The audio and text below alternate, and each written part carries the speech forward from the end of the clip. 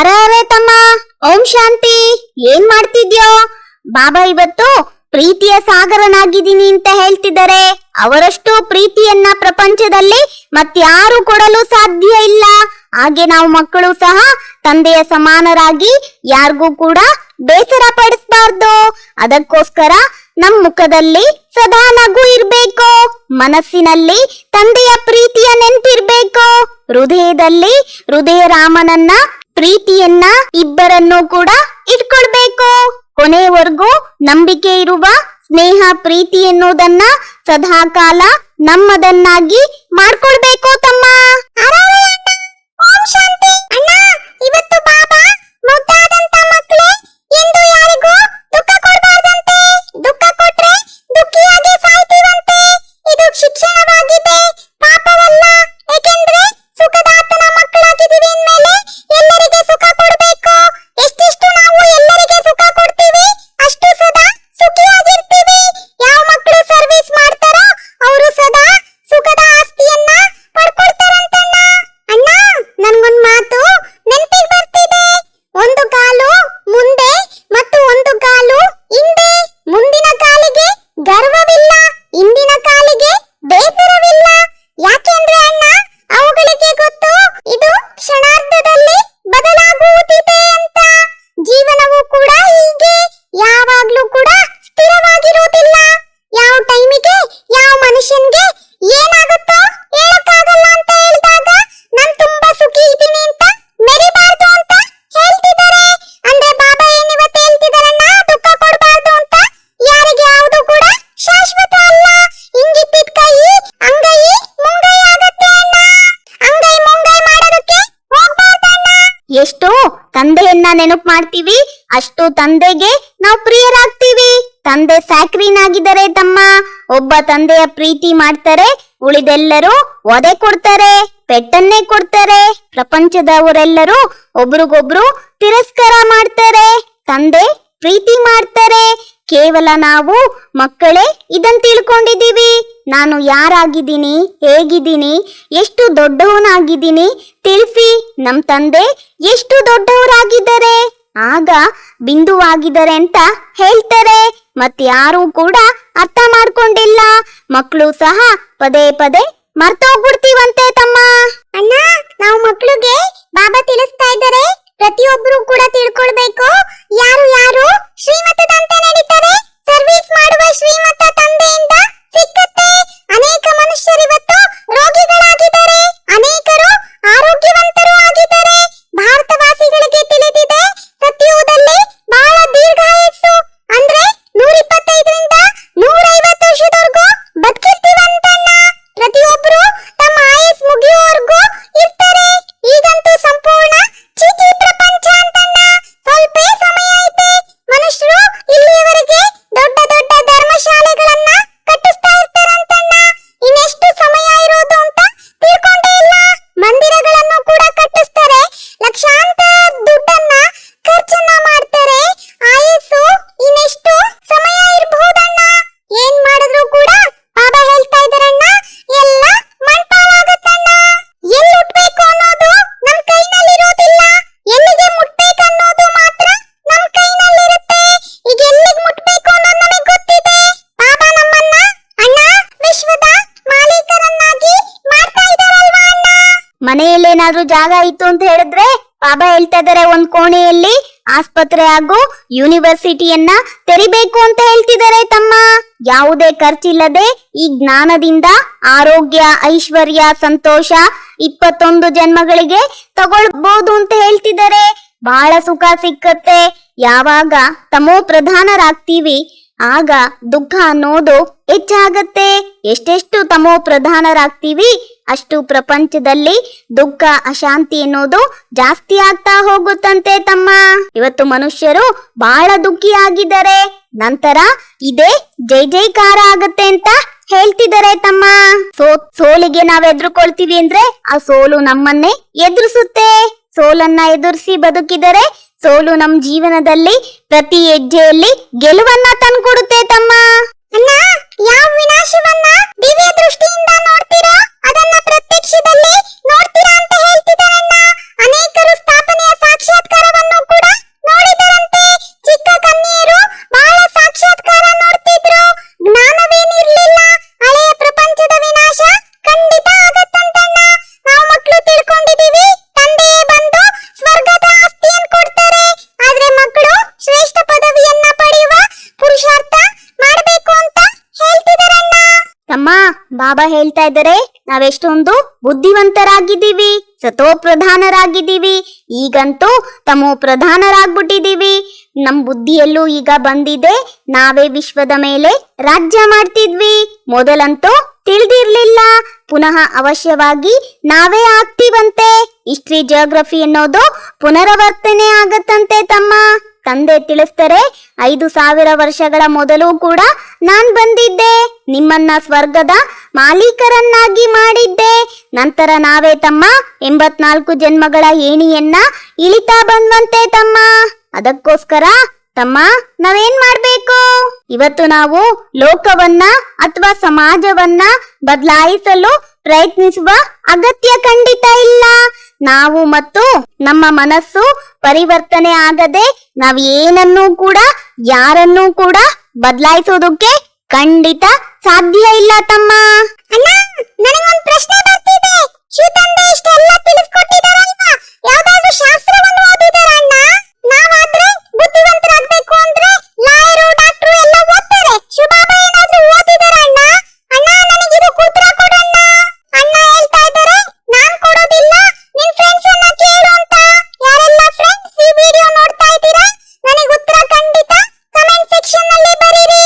ಶಿವಬಾಬಾ ಜ್ಞಾನದ ಅಥಾರಿಟಿ ಅಂತ ಹೇಳಲಾಗುತ್ತೆ.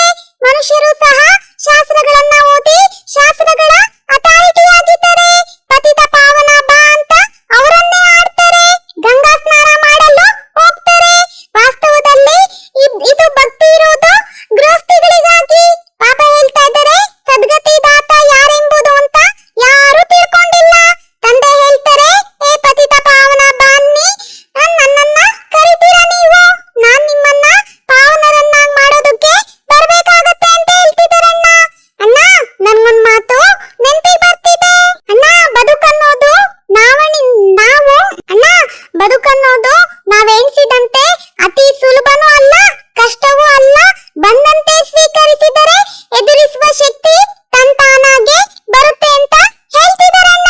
ಲೇ ತಮ್ಮ, ನಮ್ ತಂದೆ ಟೀಚರ್ ಆಗಿದ್ದಾರೆ ಅಂದ್ಮೇಲೆ ಕೃಪೆಯನ್ನ ನಾವೇನಕ್ ಬೇಡ್ಬೇಕು? ಆಶೀರ್ವಾದನವಂತೂ ಅನೇಕ ಜನ್ಮಗಳಿಂದ ತಗೊಳ್ತಾ ಬಂದಿದೀವಿ.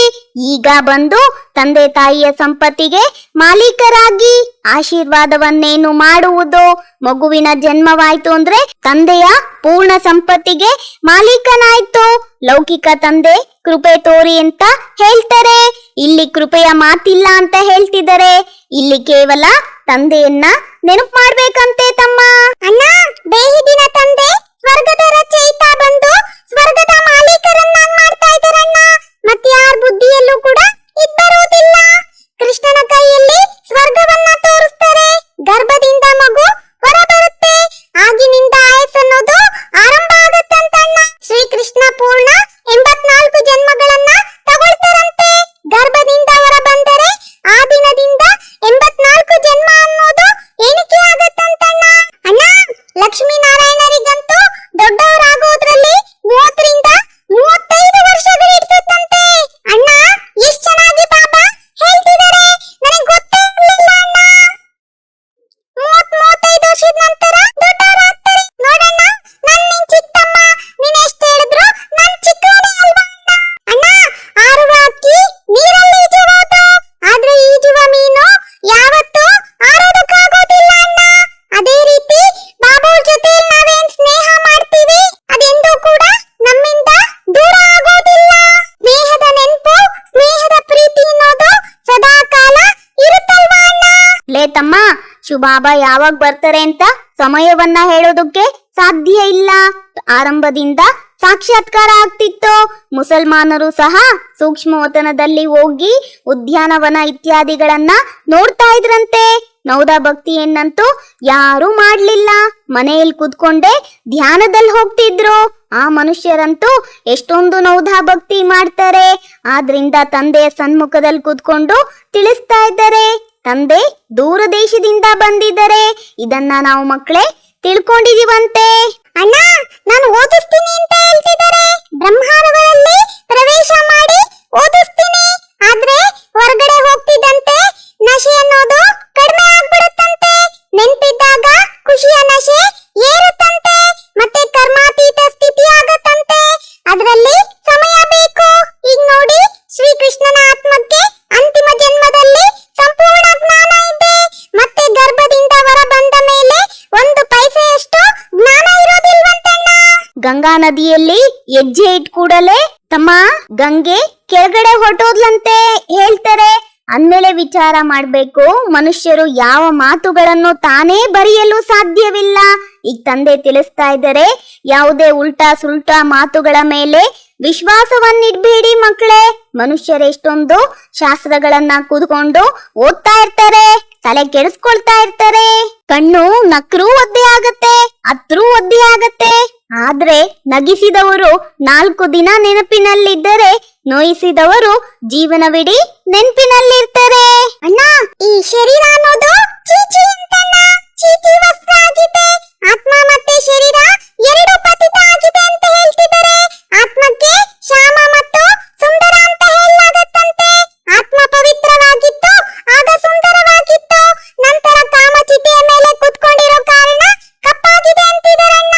ತಂದೆ ಬಂದು ಜ್ಞಾನ ಚಿತೆಯ ಮೇಲೆ ಕೂರಿಸ್ತಾ ಇದ್ದಾರೆ. ಪತಿತ ಪಾವನ ತಂದೆ ತಿಳಿಸ್ತಾರೆ, ಮಕ್ಕಳೇ ನನ್ನನ್ನು ನೆನಪು ಮಾಡಿ, ಆಗ ನಮ್ಮಲ್ಲಿರುವಂತ ತುಕ್ಕ ಅನ್ನೋದು ದೂರ ಹೋಗುತ್ತಂತಣ್ಣ. ಲೋಕದಲ್ಲಿ ಯಾರನ್ನೂ ಕೂಡ ಮೆಚ್ಚಿಸುವಂತ ಪ್ರಯತ್ನದಲ್ಲಿ ನಮ್ಮ ಸಮಯವನ್ನ ಹಾಳು ಮಾಡ್ಕೊಳ್ಬಾರ್ದು. ಯಾರು ನಮ್ಮನ್ನ ನಿಂದಿಸ್ತಾರೆ ಅವರನ್ನ ಸ್ಮೈಲ್ ಅನ್ನ ಕೊಟ್ಟು ಬನ್ನಿ ಅಂತ ಕರೀರಿ. ನಾಳಿನ ಗೆಲುವು ಖಂಡಿತ ನಮಗೋಸ್ಕರ ಕಾದಿರುತ್ತೆ. ಒಂದಲ್ಲ ಒಂದು ದಿನ ನಮ್ ಸಮಯ ಬಂದಾಗ ಅವರು ನನ್ ಯಾರು ಅನ್ನೋದು ಅರ್ಥ ಆಗತ್ತೆ. ಭಾವನೆ ಒಳ್ಳೇದಿದ್ರೆ ಭಾಗ್ಯ ಬೆನ್ನತ್ತಿ ಬರುತ್ತೆ ಅಂತ ಅನ್ಕೊಳ್ಬೋದಲ್ವಾ ಅಣ್ಣ? ಲೇ ತಮ್ಮ, ವಿರಾಟ ರೂಪವನ್ನ ತೋರಿಸ್ತಾರಂತೆ. ಅದರಲ್ಲಿ ಬ್ರಾಹ್ಮಣರ ಶಿಕೆಯನ್ನ ಮರೆ ಮಾಡ್ಬಿಟ್ಟಿದಾರಂತೆ. ಬ್ರಾಹ್ಮಣ ಕುಲ ಬಹಳ ಉತ್ತಮ ಅಂತ ಗಾಯನ ಇದೆ. ಅವರು ದೈಹಿಕ ಬ್ರಾಹ್ಮಣರಾಗಿದ್ದಾರೆ, ಆದ್ರೆ ನಾವು ಆತ್ಮಿಕ ಬ್ರಾಹ್ಮಣರಾಗಿದ್ದೀವಿ. ಸತ್ಯವಾದಂತ ಕಥೆಯನ್ನ ತಿಳಿಸ್ತೀವಿ. ಇದು ಸತ್ಯನಾರಾಯಣನ ಕತೆ, ಅಮರ ಕತೆ. ಅಮರ ಕಥೆಯನ್ನ ತಿಳಿಸಿ ಬಾಬಾ ಬಂದು ಅಮರರನ್ನಾಗ್ ಮಾಡ್ತಾ ಇದ್ದಾರೆ. ಅಂದ್ರೆ ತಮ್ಮ, ಈ ಮೃತ್ಯು ಲೋಕ ಅನ್ನೋದು ಸಮಾಪ್ತಿ ಆಗತ್ತಂತೆ ಕಣೋ. ತಂದೆಯಿಂದ ಅಣ್ಣ, ತಂದೆಯಿಂದ ಜ್ಞಾನ ರತ್ನಗಳ ಜೋಳಿಗೆಯನ್ನ ತುಂಬಿಸ್ಕೊಳ್ಬೇಕು. ಸಾಗರದಿಂದ ರತ್ನಗಳ ತಟ್ಟೆಗಳನ್ನ ತುಂಬಿಸಿ ತೆಗೆದುಕೊಂಡು ಬರ್ತಾರೆ ಅಂತ ಬರೆಯಲ್ಪಟ್ಟಿದೆ. ಸಾಗರದಿಂದ ಎಷ್ಟು ಬೇಕೋ ಅಷ್ಟನ್ನು ತಗೊಳ್ಳಿ. ಗಣಿಗಳೇ ಸಂಪನ್ನವಾಗಿ ಬಿಡುತ್ತೆ. ಸಾಕ್ಷಾತ್ಕಾರ ಮಾಡ್ತೀರಾ. ಮಾಯಾ ಮಚಂದರ ಆಟವನ್ನು ಕೂಡ ತೋರಿಸ್ತಾರಂತಣ್ಣ. ಅಣ್ಣ, ಹಿಂಗಂದ್ರೆ ಏನು ನನ್ಗೆ ಏನು ಅರ್ಥ ಆಗ್ತಿಲ್ಲ ಅಣ್ಣ. ಚಿನ್ನದ ಇಟಿಕೆಯು ಬಿದ್ದಿರುವುದನ್ನ ನೋಡಿ ತಗೊಂಡು ಹೋಗೋಣ ಅಂತ ತಿಳ್ಕೊಂಡ್ರು. ಕೆಳಗೆ ಬಂದಾಗ ಏನು ಇರ್ಲಿಲ್ಲ. ಅಣ್ಣ, ಸತ್ಯುಗದಲ್ಲಿ ಚಿನ್ನದ ಇಟಿಕೆಗಳಿಂದ ಮಹಲ್ಗಳನ್ನ ಕಟ್ಟಿಸ್ತಾರಂತಣ್ಣ. ಈ ರೀತಿಯ ವಿಚಾರ ಬಂದಾಗ ಬಹಳ ಖುಷಿ ನಶೆ ಆಗತ್ತಂತಣ್ಣ. ಲೇ ತಮ್ಮ, ಬಾಬಾ ಹೇಳ್ತಾ ಇದ್ದಾರೆ, ಮಕ್ಕಳೇ ತಂದೆಯನ್ನ ಫಾಲೋ ಮಾಡಬೇಕು. ಯಾರಾದ್ರೂ ಸೇವಾ ಕೇಂದ್ರಕ್ಕಾಗಿ ಒಂದು ಕೋಣೆಯನ್ನ ಕೊಟ್ಟು ತಾನು ಮಾತ್ರ ಮಾಂಸ ಮದ್ಯಗಳನ್ನ ಸೇವಿಸುತ್ತಾ ಇರುವುದಲ್ಲ.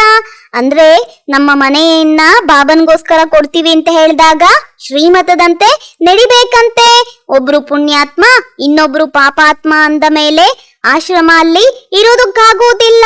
ಮನೆಯನ್ನ ಸ್ವರ್ಗ ಮಾಡ್ತೀವಿ ಅಂತ ಹೇಳಿದಾಗ ಸ್ವರ್ಗದಲ್ಲಿ ಹೋಗೋದಕ್ಕೂ ಕೂಡ ಯೋಗ್ಯರಾಗ್ಬೇಕು. ಇದೆಲ್ಲ ಆಶೀರ್ವಾದದ ಮೇಲೆ ನಿಲ್ಬಾರ್ದು. ತಂದೆಯನ್ನ ನೆನಪು ಮಾಡ್ಬೇಕು. ಪವಿತ್ರರನ್ನಾಗಿ ಮಾಡಿ ಜೊತೆ ಕರ್ಕೊಂಡು ಹೋಗ್ತೀವಿ. ನಮ್ಗಂತೂ ಬಹಳ ಖುಷಿ ಇರ್ಬೇಕು. ನಮ್ಗೆ ಎಷ್ಟು ದೊಡ್ಡ ಲಾಟ್ರಿ ಸಿಕ್ಕಿದೆ ಅಂತ ತಮ್ಮ. ನಾವು ಧರಿಸುವಂತಹ ವಸ್ತ್ರವನ್ನ ನೋಡಿ ಸ್ನೇಹ ಮಾಡಬಾರ್ದು. ಇರುವ ಹಣ ನೋಡಿ ಯಾರನ್ನು ಪ್ರೀತಿ ಮಾಡಬಾರ್ದು. ಮಾಸುವ ಸೌಂದರ್ಯಕ್ಕೆ ಮರಳಾಗಬಾರ್ದು. ಏಕೆಂದ್ರೆ ಯಾವುದೂ ಕೂಡ ಶಾಶ್ವತವಲ್ಲ. ಒಳ್ಳೆಯ ಗುಣ ನಾವು ಬಳಸುವ ವಸ್ತುಗಳಲ್ಲಿ ಇರುವುದಿಲ್ಲ, ನಮ್ಮ ಮನಸ್ಸಿನಲ್ಲಿರುತ್ತೆ ಅನ್ನೋ ಒಂದು ಮಾತನ್ನ ಹೇಳ್ತಾ ಇದ್ದಾರೆ ತಮ್ಮ. ಆತ್ಮಕ್ ಗೊತ್ತಿದೆ ಅಂತ ಯಾವುದೇ ಶಬ್ದ ಆಗೋದಿಲ್ಲ. ಜೇನು ನೊಣಗಳ ಹಿಂಡು ಹೋಗುವಾಗ ಎಷ್ಟು ಶಬ್ದ ಆಗುತ್ತೆ. ರಾಣಿ ನೊಣದ ಹಿಂದೆ ಉಳಿದೆಲ್ಲವೂ ಕೂಡ ಓಡ್ತವಂತಣ್ಣ. ಪರಸ್ಪರ ಎಷ್ಟೊಂದು ಏಕತೆ ಇರುತ್ತೆ ಅವುಗಳಲ್ಲಿ. ಭ್ರಮರಿಯ ಉದಾಹರಣೆಯನ್ನ ಬಾಬಾ ಕೊಡ್ತಾ ಇದ್ದಾರೆ.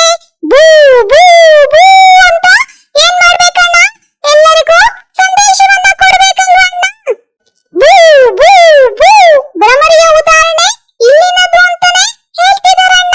ಯಾರೆಲ್ಲ ಪತಿತರಿದ್ದಾರೆ ನಾವೇನ್ ಮಾಡ್ಬೇಕು ಅಂತಿದ್ದಾರೆ ಅಣ್ಣ? ಬೂ ಬೂ ಬೂ ಪಾವನ ವಿಶ್ವದ ಮಾಲೀಕರಾಗ್ತೀವಂತೆ. ಇದು ಪ್ರವೃತ್ತಿ ಮಾರ್ಗ ಅಂತ ಹೇಳ್ತಿದ್ದಾರೆ. ಇದರಲ್ಲಿ ಮೆಜಾರಿಟಿ ಮಾತಿದ್ರು ಅಂತ ಹೇಳ್ತಿದಾರಣ್ಣ. ಒಂದೇ ಮಾತರಂ ಅಂತ ಬಾಬಾ ಹೇಳ್ತಿದ್ದಾರೆ. ಯಾರು ತಂದೆಯ ಮೂಲಕ 21 ಜನ್ಮಗಳ ಆಸ್ತಿಯನ್ನ ಕೊಡಿಸ್ತಾರೋ ಅವರೇ ಬ್ರಹ್ಮಕುಮಾರಿ ಆಗ್ತಾರೆ. ತಂದೆ ಬಂದು ಸದಾ ಸುಖದ ಆಸ್ತಿಯನ್ನೇ ಕೊಡ್ತಾರಣ್ಣ.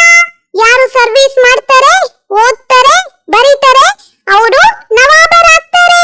ರಾಜರಾಗೋದು ಒಳ್ಳೆಯದು ಅಥವಾ ನೌಕರರಾಗೋದು ಒಳ್ಳೆಯದು ಅಂತ ಬಾಬಾ ಕೇಳ್ತಿದಾರಣ್ಣ. ಅಂತಿಮ ಸಮಯದಲ್ಲಿ ಎಲ್ಲ ಅರ್ಥ ಆಗುತ್ತೆ ನಾವೇನಾಗ್ತೀವಿ ಅಂತೆ.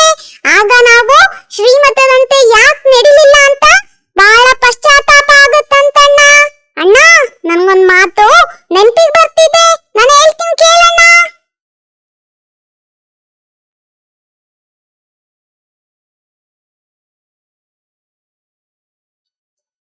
ಸಂತೋಷ ಅನ್ನೋದು ನಮ್ಮನ್ನ ಮಧುರವಾಗಿರಿಸುತ್ತೆ.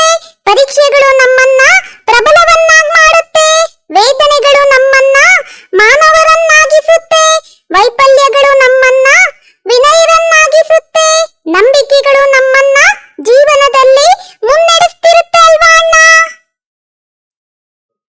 ಕೊನೆಯಲ್ಲಿ ವರದಾನವನ್ನ ತಮ್ಮ ಪ್ರತಿಯೊಂದು ಸಂಕಲ್ಪ ಮತ್ತು ಕರ್ಮದಲ್ಲಿ ಸಿದ್ಧಿ ಸಫಲತೆಯನ್ನ ಪ್ರಾಪ್ತಿ ಮಾಡಿಕೊಳ್ಳುವಂತಹ ಸಂಪೂರ್ಣ ಮೂರ್ತಿಗಳು ಅಂತ ಹೇಳ್ತಾ ಇದ್ದಾರೆ. ಸಂಕಲ್ಪಗಳ ಸಿದ್ಧಿಯ ಪ್ರಾಪ್ತಿಯು ಯಾವಾಗ ಪ್ರಾಪ್ತಿ ಆಗತ್ತೆ ಅಂದ್ರೆ ಯಾವಾಗ ಸಮರ್ಥ ಸಂಕಲ್ಪಗಳ ರಚನೆ ಮಾಡ್ತೀವಿ. ಯಾರು ಅಧಿಕ ಸಂಕಲ್ಪಗಳ ರಚನೆ ಮಾಡ್ತಾರೆ ಅವರು ಅದನ್ನ ಪಾಲಿಸಲು ಆಗುವುದಿಲ್ಲ. ಆದ್ದರಿಂದ ರಚನೆ ಎಷ್ಟು ಹೆಚ್ಚಾಗುವುದು ಅಷ್ಟು ಶಕ್ತಿಹೀನರಾಗ್ತಾರೆ. ಅಂದ್ಮೇಲೆ ಮೊದಲು ವ್ಯರ್ಥದ ರಚನೆಯನ್ನ ಸಮಾಪ್ತಿ ಮಾಡಬೇಕು. ಆಗ ಸಫಲತೆ ಎನ್ನುವುದು ಪ್ರಾಪ್ತಿಯಾಗತ್ತೆ. ಕರ್ಮಗಳಲ್ಲಿ ಸಫಲತೆಯನ್ನ ಪ್ರಾಪ್ತಿ ಮಾಡಿಕೊಳ್ಳುವ ಯುಕ್ತಿ ಕರ್ಮ ಮಾಡುವುದಕ್ಕೆ ಮೊದಲು ಆದಿ ಮಧ್ಯ ಅಂತ್ಯವನ್ನ ತಿಳ್ಕೊಳ್ಬೇಕು, ನಂತರ ಕರ್ಮ ಮಾಡಬೇಕು. ಇದರಿಂದ ಸಂಪೂರ್ಣ ಮೂರ್ತಿಗಳಾಗ್ತೀವಿ ಅಂತ ಹೇಳ್ತಿದ್ದಾರೆ ತಮ್ಮ. ಸಮಯದಲ್ಲಿ ದುಃಖ ಮತ್ತು ಮೋಸದಿಂದ ಪಾರಾಗುವಂತವರೇ ಸಫಲರಾಗ್ತಾರೆ, ಅಂದ್ರೆ ಜ್ಞಾನಿಗಳಾಗ್ತಾರೆ ಅಂತ ಹೇಳ್ತಿದ್ದಾರೆ ತಮ್ಮ. ಕೊನೆಯಲ್ಲಿ ನನ್ಗೊಂದ್ ಮಾತು ನೆನ್ಪಿಗ್ ಬರ್ತಿದೆ. ಮುತ್ತಿನಂತ ಮಾತನ್ನ ಹೇಳ್ತೀನಿ ಕೇಳೋ ತಮ್ಮ.